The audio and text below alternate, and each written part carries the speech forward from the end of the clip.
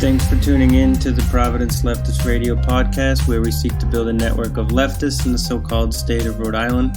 If you like what you hear, please follow us on social media and go to our Instagram. Particularly, that's where we do most of our social mediaing. And look for our Patreon and be a backer for bonus content. As always, I'm Alex. I'm Evan. I'm Andy. Our guest for today is going to be pvdcommunityfridge. That's the one on Broad Street, who will be joining us in the second half of the show, so tune in for that. So how you guys doing this week? It's been a busy week. It's been a friggin' cold week, too. But today, actually, I'm picking up some dry goods and hopefully raiding your pantry as well to bring some stuff over to our guest. Yeah, so we can get that done and contribute to the community a little bit and help out some friends. And, yeah, that'll be good. I don't think it counts as like a cool weekend activity, but something that you could do, I guess, if you felt so moved, would be to prep up to go vote. I'm going to talk a little bit about this special election coming up on March 2nd. It's the state referenda. I'm going out of this voter information handbook. Alex got it in the mail. It's newsprint, green and black ink. It explains everything. So if you got one too, that is a sign that you are registered to vote. And if you are a person who votes, and I'm not here to tell you that you should or shouldn't, everybody has their reasons. In a couple of weeks, there's going to be this election, and so I will try to explain what these ballot measures are so that if you do decide to vote, you could at least be minimally informed. So according to this booklet, there are 7 issues. They're bond issues, meaning the state wants to borrow money, and the state gets a certain amount of money, and we as the people just cross our fingers and hope that the options are not too scary. They're all pretty important this time around. So the state wants to borrow money to make some improvements. Keep in mind, loans like this mean you have to pay it back over time, plus an additional percentage. The initial amount that you borrow is called the principal, and then the added amount is the interest. On average, it's something like 5 or 6%, and then there are also issuance costs, which is like a service charge. So that money covers the costs of anything extra. In Louisiana, we call that lagniappe. And so there is the principal and interest for the project itself, and then a principal and interest on the issuance costs. And the total gets paid back over like 20 years. The first question here is about higher education facilities. They want to borrow $107.3 million to split 3 ways between URI's Fine Arts Center, Rick's Science Center, and CCRI, just like in general, to undergo a, quote, modernization, which would cost $12 million, it says, but I don't really know what a modernization means, and when it's put as generally as that. The interest amount for all you math wizards out there is $64,900,592, which brings our grand total to $172,200,592 to be paid back chunk by chunk over 20 years. The booklet does give timelines, so these projects are projected to be completed by 2024 and ought to have something called useful life for 30 to 50 years, which is what it sounds like, and I have to wonder how much of my life could be considered useful. After those 30 years, you have to spend another X amount of $1 million to make sure that it keeps going. It's kind of like, if you put it in that kind of terms, it doesn't seem like it's really worth it. It's like 30 years doesn't seem like that much time. Yeah. But anyway, I don't know how important this is in terms of like where else that money could go or if it's a good thing. I personally have a vested interest in higher education. I have degrees. The last 10 years of my career have been in education. Also, my parents both teach at their local public university in Louisiana, and my mom in the English department, who has been like a unionized worker for over 20 years, has been in these shitty, windowless, asbestos-ridden closet offices and rundown buildings. I also went to school there for a minute. I went to Louisiana Public Schools my whole upbringing, and, I can say that it is hard to do well when everything is physically falling apart around you. But that's my experience. I don't know what the facilities are like here. I don't know what the communities are like. The setup at Brown and RISD is probably pretty nice. And no doubt the less bougie schools could also use an update. Okay, number 2 of 7 was written probably by Leslie Knope or something. It's a big Parks and Rec project. I feel like I talk about that a lot. They want to borrow $74 million to make improvements to some beaches, parks, campgrounds, athletic fields, rec centers, and actually they were generous enough to toss $3 million to conservation efforts, as well as the very vague statement providing economic opportunities to rural communities.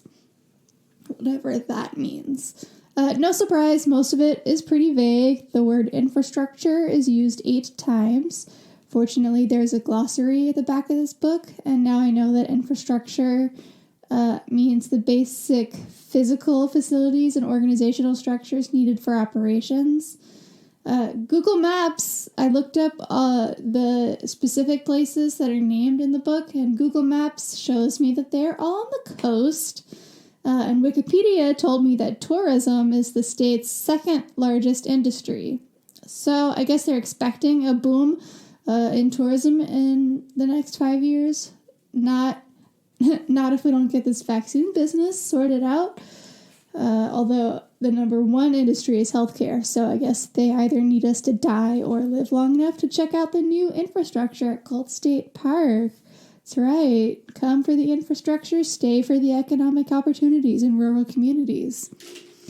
Number 3, housing and community opportunities, $65 million, completed by 2026, increasing availability of affordable housing. Sounds good to me. Number 4, transportation infrastructure, state match, $71.7 million for this year and next, to match the federal funds we got to improve the roads, highways, bridges, etc. Number 5, establishing an early childhood care and education capital fund, $15 million. As a longtime child care worker, I feel a way about this one. The fund would be overseen by DHS. I've worked in state-assisted facilities, and the workers, because we cared about our kids, would do our best to provide, but I tell you, it was really tough. All teachers spend their own money on their classes, and that's really hard to do when you're making $11 an hour and have bills to pay. But they do it because teachers are amazing. Number 6, the Cultural Arts and Economy Grant Program and State Preservation Grants Program, $6 million to match grants from RISCA, which is the Arts Council, divided between Trinity Rep, the Philharmonic, and quote-unquote other. Then an additional $1 million for building maintenance in places like museums, cultural centers, nonprofit historical sites, aka shit that generates revenue by attracting tourists and like field trips and stuff. And lastly, number 7, industrial facilities infrastructure. There's that word again. A cool $60 million for facilities renovations managed by the QDC, the Quonset Development Corporation, who I looked up, and in their industrial park they have 200 residents. We've got the American Muscle Car restoration, a couple of yacht spots, Boy Scouts, got a Dave's in there, something called White Machine, but I was too scared to click on that link. I do love American muscle cars. I can be that guy in the podcast. I'm sorry. I don't know if it's... So, who knows what they might bring. The booklet mentions manufacturing and other activities, whatever that means. Then we've got our vocabulary words. Then contact info for all the town halls, Board of Elections, the number for a disability rights group. You can vote from home with a mail-in ballot, also known as an absentee ballot, if you turned in your application by the 9th, which has come and gone. And she comes in the mail with her own little envelope, so you can fill it all out, sign it, then pop that bing bong in a blue box and call it. You can track it online, too, to make sure it was counted. You don't need a stamp, but they do recommend that you have it in by February 23rd to make sure it is received by Election Day. There are also these handy ballot drop boxes. They're special boxes around town, so you don't have to worry about the postal workers, bless their hearts, losing your shit. And the yacht club doesn't get its infrastructure. Or you can vote in person, wearing a mask and getting your little temperature taken anytime before March 2nd, which is the day of the actual election. So if you go in before then, it's considered early voting, and there's less of a likelihood of a crowd, a long line, exposure to a certain virus that a lot of people don't have resources to survive. You just show the poll worker your ID, and they will give you a ballot to fill out. It's a fill in the bubble. And then you put it in this little privacy sleeve and slip it into the machine, and that's it. If you're registered and you don't know where to go, you can look online or call your city hall, check in with the Board of Canvassers, and they will tell you where your polling place is, which will depend on the address on your registration. If you're like me and you have limited hand mobility, the fill-in-the-bubble ballots can be tough. And when you sign it, if your signature doesn't match what they have on file, they can toss it. So for people with like cerebral palsy or limb differences or people with tremors or something, like I said, if writing is difficult, the mail-in is kind of a risky option. If you go in person with any disability, you can use the accessible machines, which will auto-mark it for you. You don't need to have like a doctor's note or fill out a form or anything. You can also have a buddy help you. That is allowed, and I've had friends come in and help me out before. It does suck that disabled people are highly at risk for getting really, really sick with COVID, and if we want to vote, we gotta essentially put ourselves in danger. But, get your mask on, wash your hands, go early, stand 6 feet away, don't let the poll workers spit in your mouth. All the stuff you've hopefully already been doing. If you're not registered, it's a little bit late for this one. It's a special Rhode Island rule that you can't do same-day registration and vote on local things. But you can register online if you want. Vote.ri.gov has info. No shame if you do or don't. This book is also available online, so you can do your own reading and researching due diligence. Pair this with your social media research. Find out what people are saying. What's on the ballot is vague as hell, so you're going to want some context. And do your thing, whatever feels right to you. Some people think that voting is a form of harm reduction. Some think it's a tool of colonization. Some say it's useless. Some say it's the cornerstone of democracy. I say throw the whole government away, to borrow a phrase. Let's put our effort into desperately needed social programs. But that's me. I can be severe, and even though I believe a better world is possible, I get pessimistic. But that's all I've got on the state referenda coming up here, March 2nd. My thing is, I feel like referenda votes are more democratic. So, like, even if you are an anarchist and you don't believe in voting for politicians, I feel like referenda are the exception to that, because you're not voting for a person when you're voting for these referenda. You're voting for, like, money allocations or legalizing marijuana or something like that. Like, most of the progressive legislation that we praise Colorado for when it comes to drug usage happened through referenda rather than through politicians actually voting it in. And so, I mean, that's something to consider. I think Evan is right that the majority of those ballot questions are really vague, and so it's kind of hard to know exactly where the money's going into, which means that, like, when I read through the list of what we're voting for, everything seems kind of common sense to me except for industrial development, but I don't know where that money for industrial development is going in order to be against it. It just seems kind of broad. But yeah, and the same, I mean, conservation sounds great. It's something that I would always vote for, but again, I don't really know the details of who gets that money for conservation, and you want to make sure that that money is all used correctly too. And that goes not just for conservation, but for affordable housing, transportation, child care fund, and all, cultural arts is another one. And the higher education thing, yeah, I guess I sympathize with that too, because the colleges that they are proposing to fund are state colleges, and so I think that that's an important thing to keep in mind, that it's not Brown University, for example, who funds its own construction projects through its own tuition costs. These are colleges that are state colleges, so therefore depend on the state for funding. So that's something to consider, I guess, when thinking about the higher education question referenda. Every teacher spends their own money on their classes, so this would like go a long way, I guess. That's true. All right. I wanted to talk. I put this narration vocal on me, and it sounds so goofy now, so I'm not sure. I forgot. What does it do? Give you an echo? No, it really narrows it in. Like, it sounds cool, but it also sounds kind of goofy, so I want to change it, but I guess you can't change it while you're in the middle of recording. That's all right.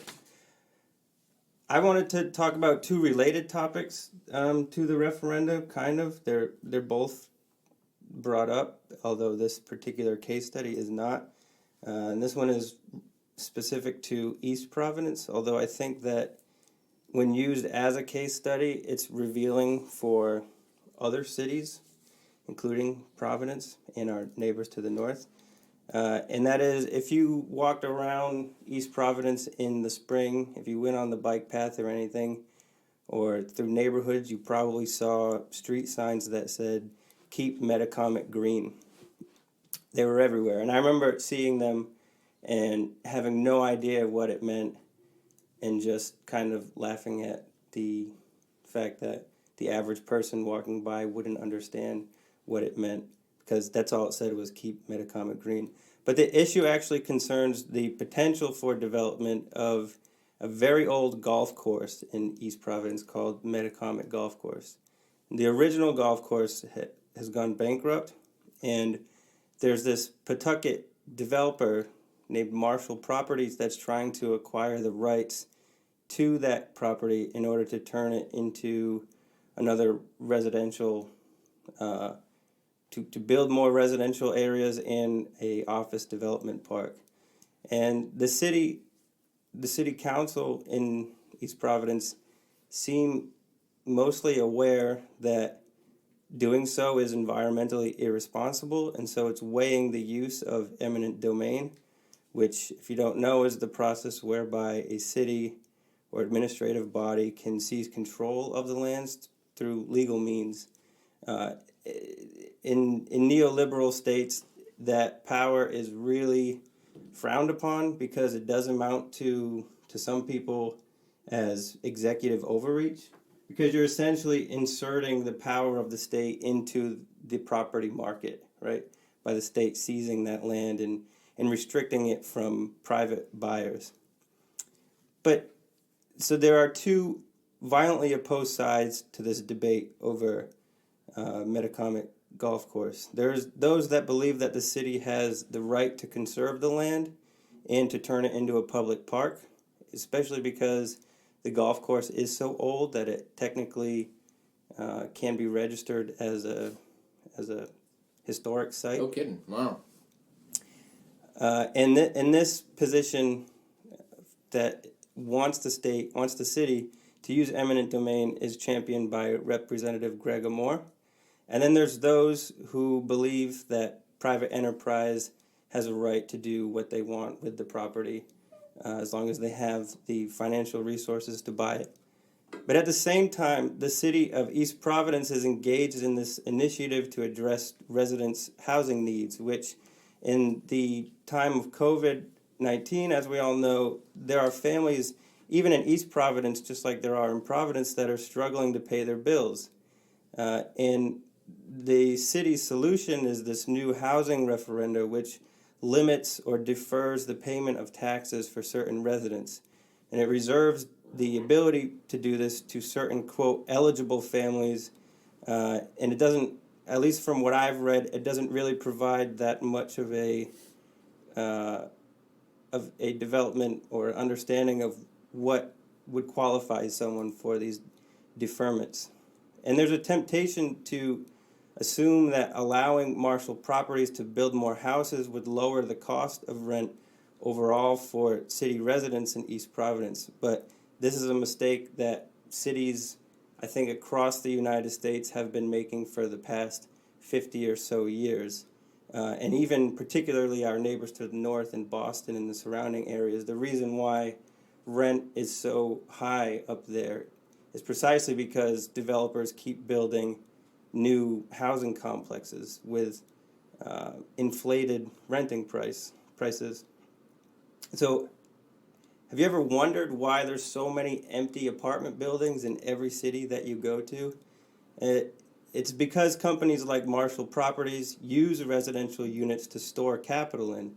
They don't build these units in order to alleviate houselessness or in order to help the community. They just want to make their return in the property and then get an annual profit from it. And what's even more dangerous is that companies like Marshall Properties, they get to arbitrarily set the cost of rent on these properties. So let's say Marshall Properties builds a new apartment complex on Metacomet golf course, and they charge, let's say, $2,000 per two-bedroom apartment in these new areas. That will allow every other landlord in the city of East Providence to look at the profits that Marshall is able to extract from East Providence residents and empower them to increase their own rates of rent. And so what you get is you get this overall boom in housing costs across the board. And again, this is what is happening in Boston. This is what has been happening for a long time in San Francisco, spilling over into Oakland. And the whole process, of course, is a part of the broader process of gentrification of cities, kicking out low-income families. So the bottom line is that building more houses with new facilities only makes housing more expensive, and it adds to the general value of the city in increasing costs across the board. So the neoliberal solution of building more in order to drive down the cost it doesn't work. And I hope that the city of East Providence, before it allows Marshall Properties to buy the Metacomet golf course and to commit this mistake, understands that it's undercutting its own commitment, its own supposed commitment to alleviating the housing crisis in East Providence. And that brings me back to Metacomet. There's an article in the East Providence Reporter that I read where the writer Robert Amen, who I believe his intentions were really good, he said that there has to be some kind of common ground between those private property people and the city officials who want to use eminent domain. But I think that the reality is that there is no middle ground in this debate. Either the people in charge of the city learn to overcome their discomfort and they exercise that executive authority and preserve the land of the city for the residents that are here, or they allow East Providence to fall into the same housing trap as every other gentrified city in the country. And I mean, basically, in 2021, I don't think that we need more empty apartment buildings in cities. We need to instead devote more time and energy to making sure that the housing that we do have is safe and affordable, and that the residents have the means to support themselves rather than these new lofty apartment complexes. The problem isn't a lack of houses, it's a lack of financial support from municipal authorities, in my opinion. So that's my spiel on the Keep Metacomet Green. You know where I stand with that, I suppose. So you would like it to stay as a park or become a park? Yeah, I just don't want to see more apartment complexes come to cities like Providence or East Providence. What if they made it like Section 8 or affordable housing? Well, that's what these property owners do, right? They build these massive complexes where you have, let's say, 40 apartments in one building, and then they reserve 2 of those for Section 8 or low income, just because they get subsidy from the state for doing that. But then the rest of the 38 apartments can be a fuck ton of money that they still make a profit on, and then they get that money from the state too. So how would you feel if all of the apartments were under that umbrella of affordable housing? I mean, I still don't think that it would do much for the city of East Providence, because like I said, there's still plenty of empty residential units in Providence and East Providence. And that property, Marshall Properties, that's just a way for them to get money from the city, from the state, in the subsidized housing thing. That doesn't mean that, I mean, they still get to arbitrarily set the price of their rent. So if they decide that a 1-bedroom apartment is going to be $1,500 a month, then the state would subsidize a part of that for somebody with low income. So they're still making that huge profit no matter what. The whole Section 8 subsidized housing thing is kind of a get-rich-quick scheme for development companies, if you see it that way. So, again, the problem isn't that we need more housing units.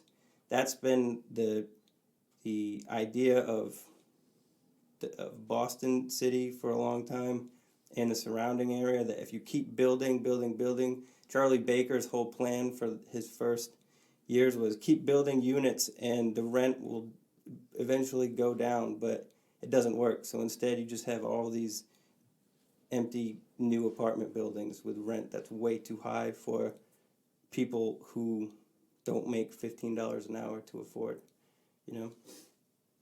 And Tommy talks about that a lot in California and over in Oakland. He has a lot to say about that. I think San Francisco is the most notorious case study of this whole thing, the whole process of gentrification and the crisis in the housing market. That, I mean, and these things are related, right? You build more houses, the price goes up. People with low income can't afford to pay the rent anymore, and so they leave. And only the rich people can come in and buy those units. I just don't want the same thing to happen in East Providence, although I think it's probably already beginning in Providence. But East Providence is already a rich area. yeah, parts of it, definitely. That's my Metacomet spiel. That was good. I learned something. That was good. I got something out of that. Good. I'm glad, because I did too. Because I had kept seeing the Keep Metacomet green signs, and I kept reading tangentially about it in the newspapers, but I didn't do the actual research to figure out like what is this whole debate about, what is Metacomet. So I finally did that, and I figured that I would bring the information that I learned to the podcast so that everybody is made aware. It's hard to get the appropriate amount of information, so you have to do your own footwork sometimes. Just like this referendum that went out. They have to walk like this fine line between telling you enough that you're informed and not overloading you with information that you just don't care anymore. Yeah. And it's, it's risky. It puts power into people's hands, but people are easily swayed. Like, you remember in California, there was that Uber contract driver situation going on where Uber and Lyft wanted to keep people as independent contractors so they didn't have to pay them benefits and like different kinds of wages. Yeah. And they had this huge like propaganda campaign, and they duped the people of California into thinking that it was a good idea to keep them as independent contractors, and the drivers all suffered. But this is what happens, like, if you put the power in the people's hands, the people don't always make the right decisions either.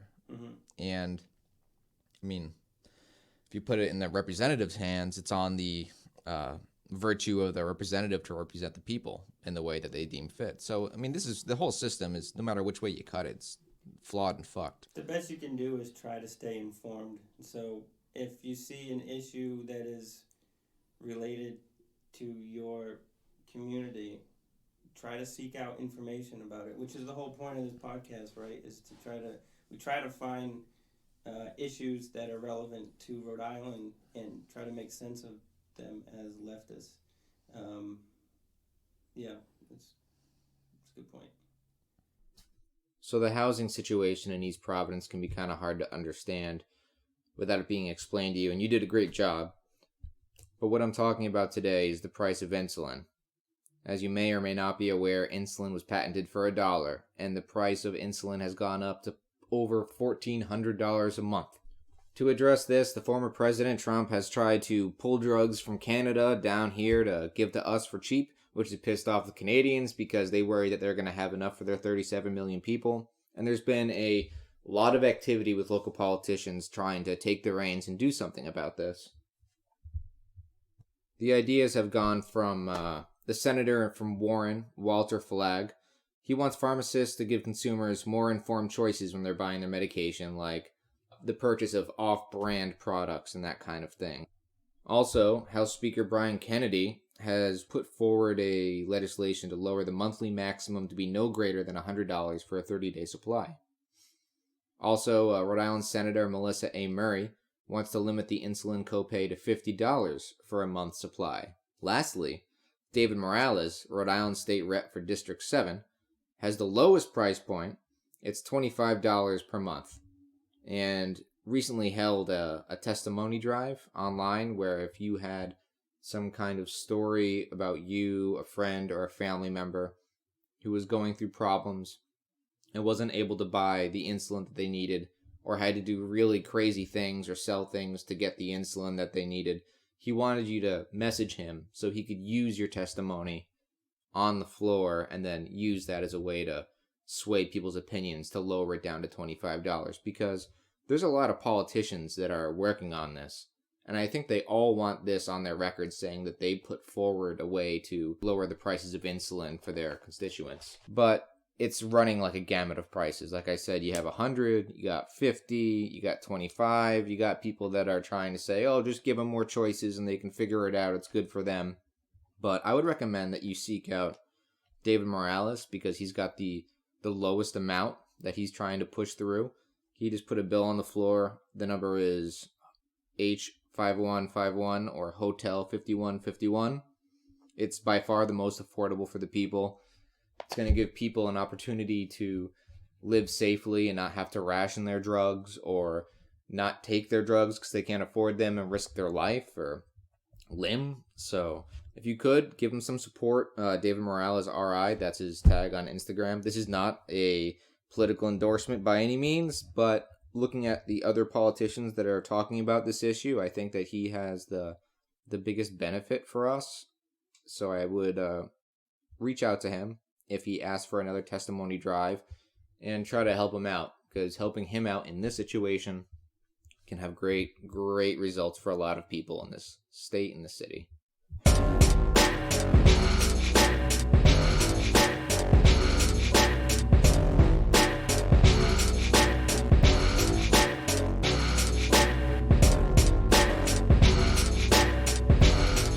Our guest for today is the PVD Community Fridge on Broad Street. And the first question I wanted to ask is just for you guys to explain a little bit about yourselves, who you are and how you came to the idea for a community fridge. Awesome. My name is Sarah Federici. I am sort of like project managing our fridge. And so I was really inspired by other community fridges that I started seeing popping up like from the beginning of the pandemic. And it really just the whole movement was super inspiring to me because I'm a cook. I went to Johnson & Wales for culinary arts and then came back for culinary nutrition, and like studying nutrition sort of got me into like the social aspect of food and really opened a door to like just seeing all of the food disparity that's all around me. Like I feel like we don't tend to think locally about food disparity, but like hunger is all around us. And so to be able to help in any small way is like super valuable. And so that's one of the main reasons why I wanted to jump in and start this project. And then I've had like these guys and a couple other people on the Fridge team like be really, really supportive and like helped us actually be able to get it off the ground. So I don't know if you guys want to introduce yourselves. Yeah, go ahead and introduce yourselves too. Cool. Hi, my name is Matt Guay, and I'm also a Johnson & Wales graduate. I am actually a graphic designer. So, like being friends with Sarah and like her taking on this project has like opened my eyes to like all of the issues that people are facing with food disparity in that food insecurity realm of stuff. So I wanted to pitch in and do as much as I could, however I could help. And my wheelhouse is like designing brands and like building structures and stuff. And we ended up needing a shed to house the fridge and like a pantry and stuff to do that. So I undertook kind of like the design and build aspect of it all, where it was like taking all the ideas and bringing it into fruition. Yeah. All right. Y'all able to hear me? Yeah, we can hear you. Sorry, I was having a bit of Zoom issues. Hi, my name is Ethan. Just like them, graduate Johnson Wales University. But I graduated with a biology pre-med degree. And I've been playing more of like helping out with building the fridge, helping them bring the idea into fruition, as well as like a little bit of like, I suppose like the graphic design and stuff on the side with like drawings and things like that. Cool. Can you guys explain to us a little bit the process of putting the fridge up? I'm talking about sourcing the power for it, building it. As you said, you had to build a shed for it, all of that technical stuff. Yeah, so we actually wanted to get this like fridge going in, I think we had the idea to like set one up on the west side of Providence in like mid-June or early July, and it just got set up last week, so that's like several months. And so you could tell that like we had a bit of a slow start and sort of some complications with like trying to like source the power and find a host and getting the actual fridge. It was sort of a process. But we ended up finding our host through the support of another community fridge. So PVD was up and running way before us, and they were getting interviewed like left and right by just like journalists around Providence. And so a couple articles were published, and Dana from Referee like gave us a shout out saying that we were looking for a host. And then Project Weber Renew saw the article and reached out to us. So that was really cool. That's how that came about. And then it's been really powerful to like see the spread of information through print, because after that article came out and then a couple more came out, we had other potential hosts reaching out to us. So at first we were really prepared to like get pitches ready and like go door to door knocking on businesses and saying like, here's what a community fridge is, like, would this be something that you're willing to do for us? But since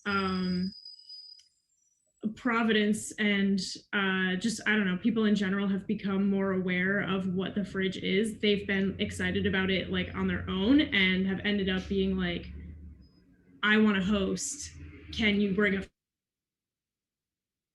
fridge to us? So that was kind of cool. And that's what Renew ended up doing, because they're like a harm reduction center. They do a lot of like cool services, and like they're just already like a really established nonprofit. And before the pandemic, they were sort of doing a similar thing where in their lobby, they had some free supplies, free food and stuff like that, their clientele were able to pick up and eat and whatever. It was like a little makeshift kitchen. But since the pandemic, they had to shut down the lobby. Nobody's allowed to walk in. So they were like, this is something that our clients are really missing out on. And so they reached out and they were like, if you could start a fridge and a pantry, we have the need. So we just need like a team of people to supply us, and that's where we jumped in, and we were like, this is perfect. And I was really not helpful with the building aspect, so if you guys want to talk about that, that would be great. Yeah, totally.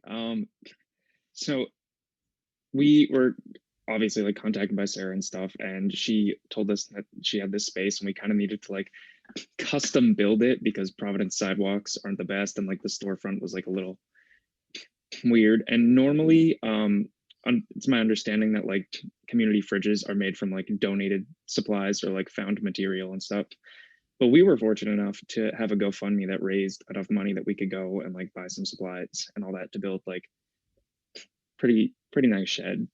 And so we went and worked with Weber and Renew and stuff and measured out their space, and then just drew up some plans using like basic weatherproofed supplies and all that, so it would like survive the harsh snow that Providence gets and all that. And we actually just last week went and built it in a shop and stuff, and then delivered it in a big U-Haul, brought it down, and we were able to get everything set up and constructed within the span of I think like 3 days. We did it. Yeah, it was 3 days. But yeah, it's been cool to just see the process like from start to finish, because we were able to meet with Renew. They have a lot of like physical constraints, so they have a big mural outside like their storefront on a couple windows, and they really specifically were like, we don't want that to be covered at all. And then there's also a brick column that we like custom built the shed to work around, so like the pantry's in front of that, and like it's this cool L-shaped like structure. And yeah, so just being able to like custom fit it for the space was really cool to see happen.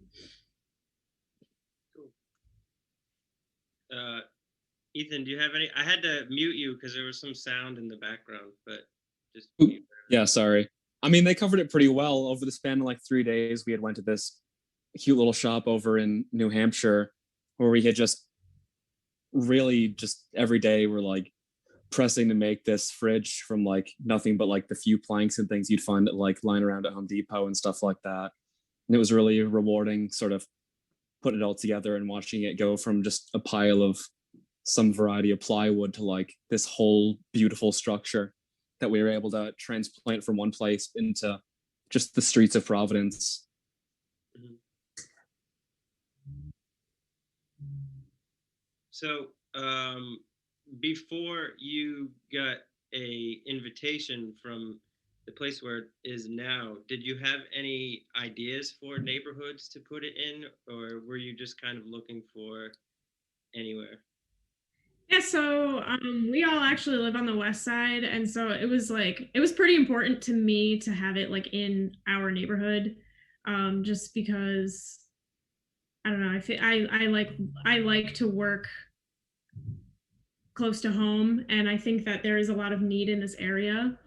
And it sort of worked out perfectly because I was already aware that there's like a couple other fridges set up like downtown, like more towards Broadway, and I think there's a couple even on the east side, which I sort of didn't expect, but there aren't any like deeper onto the west side. So we were definitely looking over there, and we're super glad that that worked out. And then we're also looking to put one in like Olneyville or Elmwood, or just further like deeper into this neighborhood. And we might actually get to do that. We actually have another another host reached out to us, and he was super enthusiastic. And so we're getting a second one off the ground within the next couple months. So who knows what other neighborhoods after that we'll be reaching into. All right. Just more about logistics. Do you guys pay for the power of the fridge, or does the host pay for it? How do you fund that? We launched our GoFundMe campaign really early, expecting that we were going to be paying for the electricity ourselves, because that's not something that we like. It's not an expectation that we place on our hosts, but both hosts that we're working with have offered to donate the electricity, and so that's like super helpful for us. It like the math breaks down to about $1 a day to keep the fridge powered, so it's $30 a month or a couple $100 a year. So it's like, it's not crazy, but it's also not a tiny, like it's not nothing either. So it's really generous of our hosts to be donating. And so the money that we raised from the GoFundMe was able to build a really durable shed, and we've been able to use the leftover money to fill up the shed with food and supplies. And so that's been really great to make sure that there aren't some days where it's overflowing from like really generous donations and others where it's completely empty because people weren't able to supply it. It's been pretty steady so far. So it's been a few days since you guys have had things in the pantry part, right? Mm-hmm. Are things going? Or yeah, so well, between me and among the whole team of like these guys and a couple other people in like our fridge team, we try to check up on it every single day, sometimes a couple times a day. And like there was a couple days in a row where I would go pretty early in the morning and then again in the evening, and like almost the whole stock would be rotated out. There's a couple things that for some reason they've been there for days, like some pancake mixes and like a couple cans of beans that for some reason nobody wants. But other than that, like supplies fly off the shelf. So the rotation has been like not even a full day. It's been like a matter of hours. Oh, that's good. And if listeners wanted to donate, do you have, how can they donate? Do they just show up or what? Yeah, so there's a bunch of ways to donate actually. If you want to donate food or any supplies, you can show up at the fridge. We're trying to work on getting like a mount for some hand sanitizer and wipes so that everybody is like as clean and safe as possible. Obviously, like we ask that all of our volunteers wear masks when they're dropping food off. But yeah, you can just show up at 640 Broad Street and donate to the pantry. The fridge itself still doesn't have power because we've been having some electrician issues. So we're asking that nobody leaves anything in the fridge that like actually needs to be refrigerated. Yesterday we had a couple huge donations and they ended up putting some like runoff that didn't fit in the pantry into the fridge, which was great, but we're just trying to make sure that everything is safe. So that's one way to donate. And then if people wanted, sorry about that. If you want to donate money, we have the GoFundMe still up. We've like reached our goal and then some, but we're still accepting donations on that. If you want to make a single, like a one-time donation, and if you wanted to become a patron on our Patreon, there's like a bunch of different levels if you wanted to make a monthly contribution. And then we also have, if you want to donate time, we have a volunteer form for people to fill out, and all of this stuff can be found on the link tree on our Instagram. So there's tons of ways to get involved, and we would love for anybody who wants to jump in. We're also looking for artists. So we're going to do a call to artists if anybody wants to help paint a mural and make our shed pretty sometime in the spring. Cool. And what are some of the responsibilities that a volunteer would do? So those are the people who we've had a huge array of people in like different specialties wanting to volunteer with us. And so it's been cool to sort of work out individually with our volunteers, like what they want to be doing. So we have a couple of volunteers who work in fundraising, and they are reaching out to like bigger companies to either get like financial donations or like big food companies to get some of their excess product donated to us. And then we have a couple people, like there's a couple people who work at grocery stores who are coordinating like bigger, more regular donations of food. We have designers, we have a whole array of people who are like focusing on different aspects. We have a couple people, we have one volunteer who's an engineer who is volunteering to draw up CAD plans for us for our next shed, which is really cool. So I love when volunteers reach out to me and just have ideas of their own, because I'm a food person, like I live in the food realm. And so that's like what I spend my time thinking about, but other people with other expertise like when they have their own ideas, it's always been like super creative and super helpful additions to like a small idea. So to just see it getting bigger and bigger is like awesome. Cool. That's all questions I have. Do you have any more questions? Who is using this fridge? Well, the idea behind it is that anyone can use it. We have it in a location so that it's right outside of Project Weber Renew, and so a lot of their clientele is using it. And so we have like specifically tailored some of the products that are in there to that site because they do harm reduction services, and so we are also supplying like condoms and naloxone and just things like that, because a lot of their clientele will stop by like when they're closed and need some of those extra services. But the idea is that the fridge is open and the pantry is open 24 hours a day, 7 days a week, and absolutely anybody is allowed to donate and is allowed to take from the fridge. Right, but like, assume that the listener has no idea where this is, who lives in this area, what Reno is. Explain it as if I'm a baby. I don't know anything. Okay, so the west side of Providence is not super affluent, and so they're like this neighborhood is a food desert.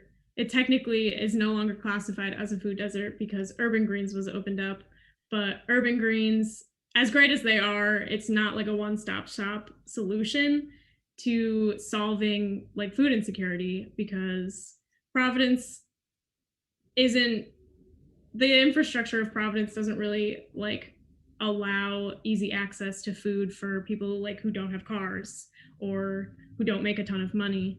And so to put a fridge on Broad Street, which is a really busy street, it's got a ton of foot traffic from people who live in the area.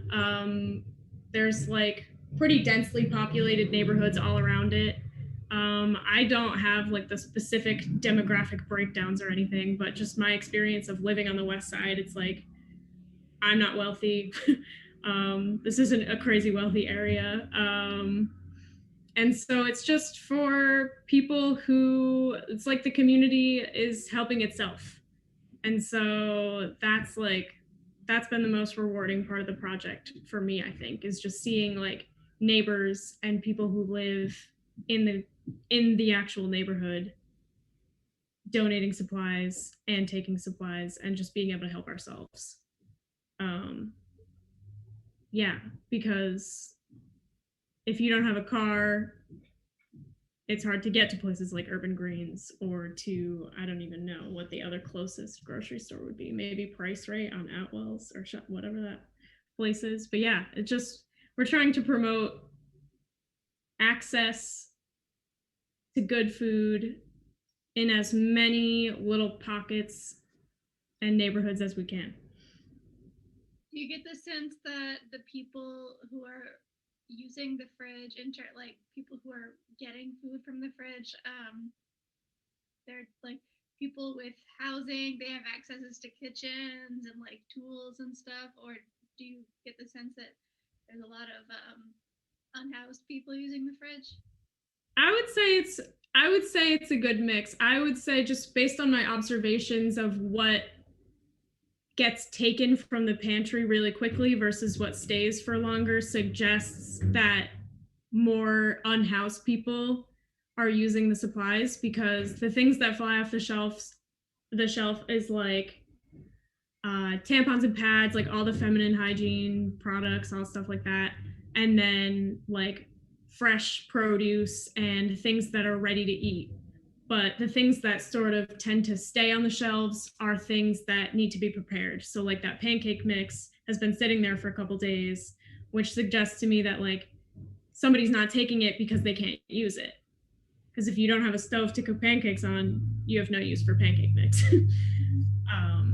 Yeah, so we're trying to stock it as much as we can with things that are ready to eat and ready and just super accessible for anybody. Yeah, with so with no that kitchen in at all. mind- With that in mind, do you have advice for people who want to donate? Like, let's pretend somebody doesn't have a can opener. We want to make sure we're donating cans that can open without a can opener. So just things for people to keep in mind. Do you have Exactly. Yeah, that's a really good one. I am about to do another like in search of post or like a call for supplies post where I really want to get some more like clothing. So I think people are like really on the ball for food donations, but I want to make people aware that we're accepting more than that. So a couple of days ago, I dropped off a bunch of like blankets and sheets and socks and gloves and mittens and things like that.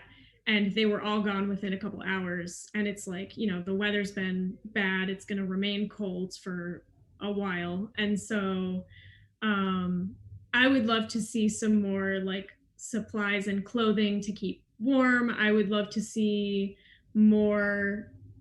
I mean, when the fridge is actually up and running, it'll be much easier, but more like fresh produce and meals that, like cold meals that you can eat as is. So, like sandwiches and pastas and things like cooked pastas and things like that, that you don't need to heat up and you don't need any like tools or equipment. You can just take it and go.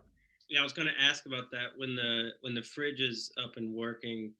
If you would invite people to bring like prepared meals in little containers, because Andy and I volunteer for a kitchen, and we always have 10 or 20 leftover meals that like nobody can eat 10 things of meatloaf or something like that. So it'd be good to be able to have somewhere to drop them off. Exactly. Yeah. So we're trying to navigate the like health department aspect of all of this, because before we even got the go ahead to set up, Referee reached out and said that they were inspected by the health department, and the health department said that they're not allowed to accept any homemade meals, even ones that come from restaurants. And so we're sort of following suit on that, especially because we're brand new. Which is, it's sort of sad because the other, like another facet of this project is to reduce food waste. And like anywhere we can try to do that, we are trying to do that. But when it comes to food safety, like that is more of a concern, especially for the health department. And so we might reach out to the health department and sort of like ask or try to negotiate on like if there are any like rules or regulations about like a really good labeling system and allergens and things like that, to see if in the future we'll be able to accept meals like the leftover meatloaf and stuff, especially things that come from like commercial kitchens. Like I totally understand a health department being concerned about like home cooked meals where, you know, they're not food professionals who are trained in food safety. I understand those concerns, but it's sort of lost on me why professional commercial kitchens wouldn't be able to donate like their leftover food. I mean, so you're, in terms of need, you said menstrual products, like cold weather gear, Mm-hmm. and there are just boxes to leave this kind of stuff there. So we have, I want to say, what is it, 4 shelves on our pantry? Yeah, 4 shelves. 4 shelves. So the top 3 were designed like for food products, and then the bottom shelf is much like taller. And so we've been using the bottom shelf for miscellaneous supplies. Like that's where I was storing all of the blankets and things like that. And then the very top shelf was where we were putting like menstrual products and condoms and naloxone and deodorant, chapstick, soaps, sunscreen, all of things like that. Those have been really, really popular. There's a lot of need for those as well. how do you get the word out to people who might need it? Like, is there advertising for the fridge? Like, hey, turn this corner and there's condoms and naloxone. Yeah, that's something that we're brand new, so I'm still sort of trying to navigate the messaging aspect for, like, it's been really easy to do messaging for volunteers and people who want to donate because, like, Instagram's a really powerful tool.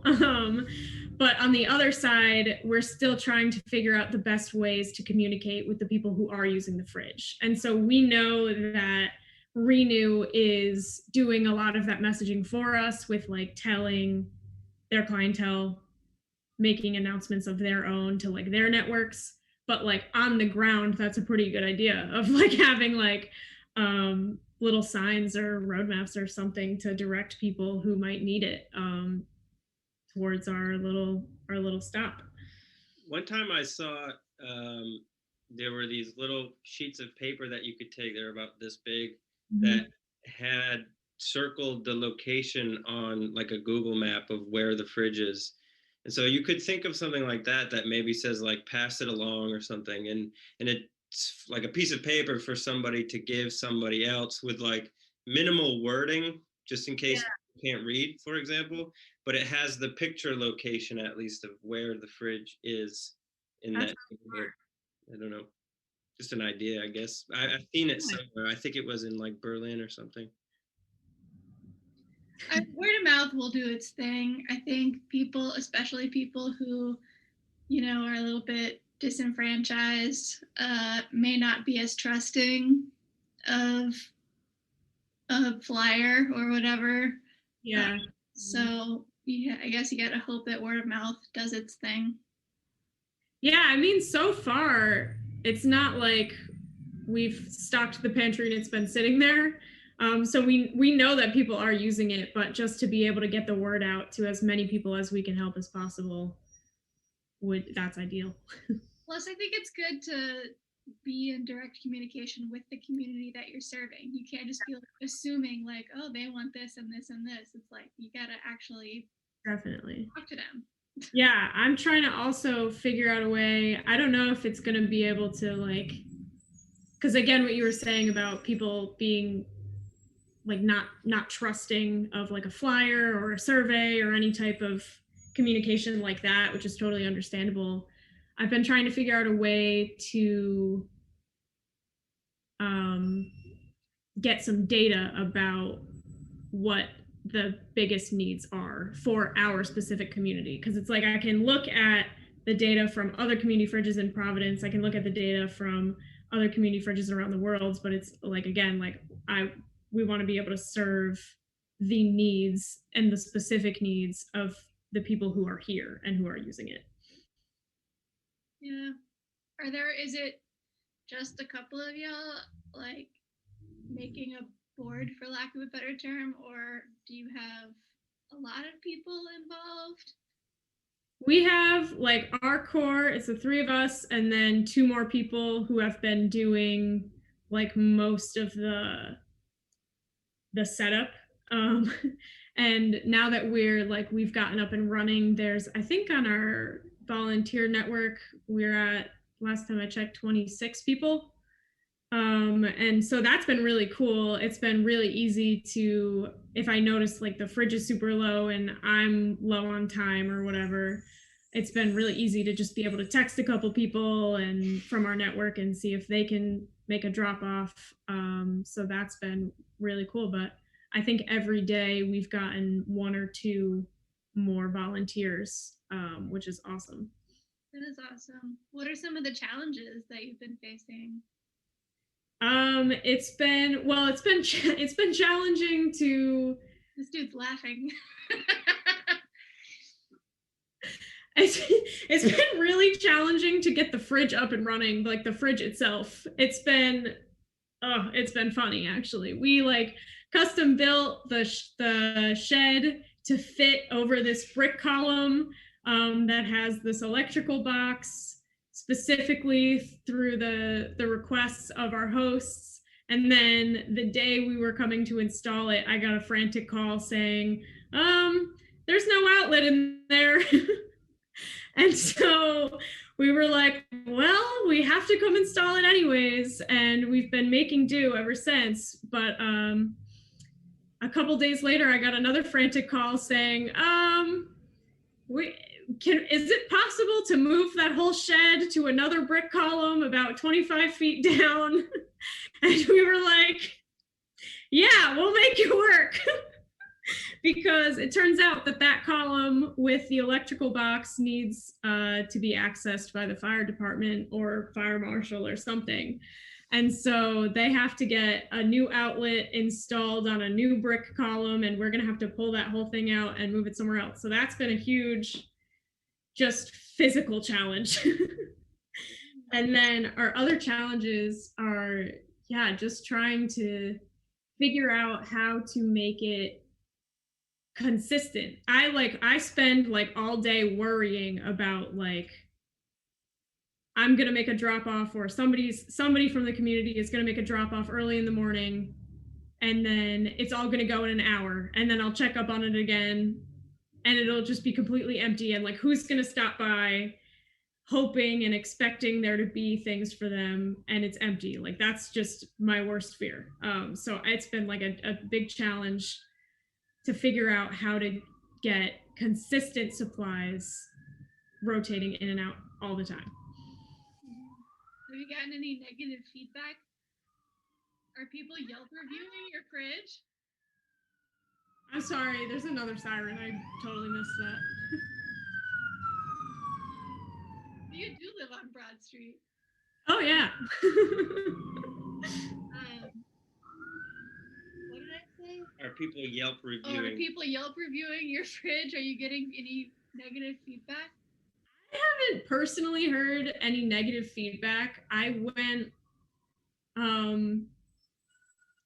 what was it, 2 days ago, and like there were a couple, like people had like written stuff like in pencil on the fridge. It wasn't anything bad, but just like people were like tagging the fridge, which I was taking as some feedback to like get some color on there. So there's that. And then there's also, I don't know, I've just been taking like close notes about what is staying there. So I'm like, okay, people do not want cans of beans, which totally makes sense. Like, that's one of the most accessible food items for people who are living on like really low budgets. That totally makes sense to me. And then things like the pancake mix or like more complicated food items, I'm starting to figure out that like through observations, there are just certain things that people are not responding as positively to. And so that's something that like, when I'm making posts to our volunteers of ideas for what they can donate, I'll say like, we need more of this and less of that. What about baby food? Do you take baby food? Absolutely. I was this weekend, I was thinking about making a baby specific supply run. So I wanted to get like baby food, formula, diapers, wipes, like all stuff like that. We saw there's like a sale, I want to say at Stop and Shop, of like, what's that stuff called? Ensure or Pedialyte, stuff that's like more high performance, like bulking baby food. So I thought that might be just like an extra boost of nutrition, because that stuff, I mean, like I don't have any kids, but it's like crazy to see how expensive those products are. So if we can get like a good like par, like just a good like backstock of supplies like that, so we can have a consistent flow of stuff like that, I think that would be really helpful. You can make a tiny baby fridge. Oh my God. We should get a baby fridge. It's a good idea. There's like, with the space constraints at Project Weber, it's sort of hard to do all of the things that we want to be able to do because our pantry's pretty small. Like there's a brick wall in the way, so it's not that deep. It's maybe like a foot deep. And if we had more space, I would love to do like a second fridge or like a pantry that's like 3 or 4 times the size with like specific cubbies for like, just to keep it more organized and to have maybe like a rack for clothing to hang on, and just to like have almost like almost like a whole storefront, but everything's free. Like I would love to see books there. I would love to see like different aisles essentially of like anything that somebody wants to take and anything anybody wants to leave. Like I would love to be able to do that. Maybe at our second location we'll get a little more expansive. Cool. I think that's all of my questions. Just